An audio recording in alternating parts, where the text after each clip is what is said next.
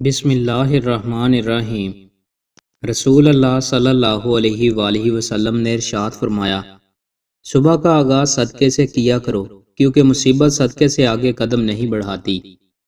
رسول اللہ صلی اللہ علیہ وآلہ وسلم نے ارشاد فرمایا،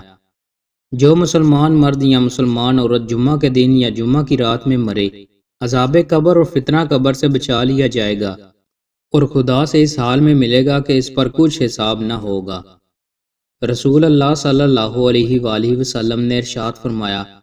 جس نے اچھی طرح غسل کیا پھر صبح مسجد کی طرف آیا اور امام کے قریب بیٹھا اور اسے توجہ سے سنا اور خاموشی اختیار کی تو وہ جتنے قدم چلا ہر قدم پر اس کے لیے 1 سال کی عبادت اور 1 سال کے روزوں کا ثواب ہے۔ رسول اللہ صلی اللہ علیہ وآلہ وسلم نے ارشاد فرمایا،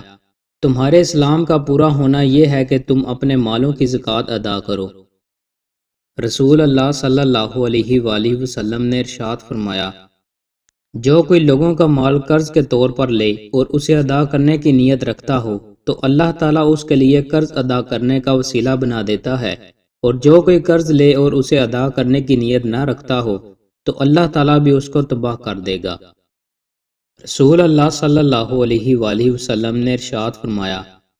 فرشتے تم میں سے ہر ایک کے لیے رحمت کی دعا مانگتے رہتے ہیں جب تک اس کا دسترخوان اس کے سامنے ہو، یہاں تک کہ اسے اٹھا لیا جائے۔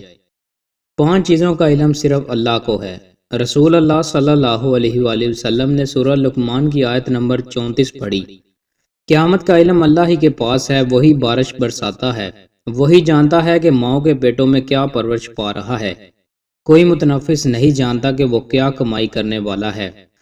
اور نہ کسی شخص کو یہ خبر ہے کہ کس سرزمین میں اس کو موت آنی ہے، اللہ ہی سب کچھ جاننے والا اور باخبر ہے۔ دوستو، مزید اچھی ویڈیوز کے لیے ہمارے چینل کو سبسکرائب لازمی کریں۔ بہت شکریہ۔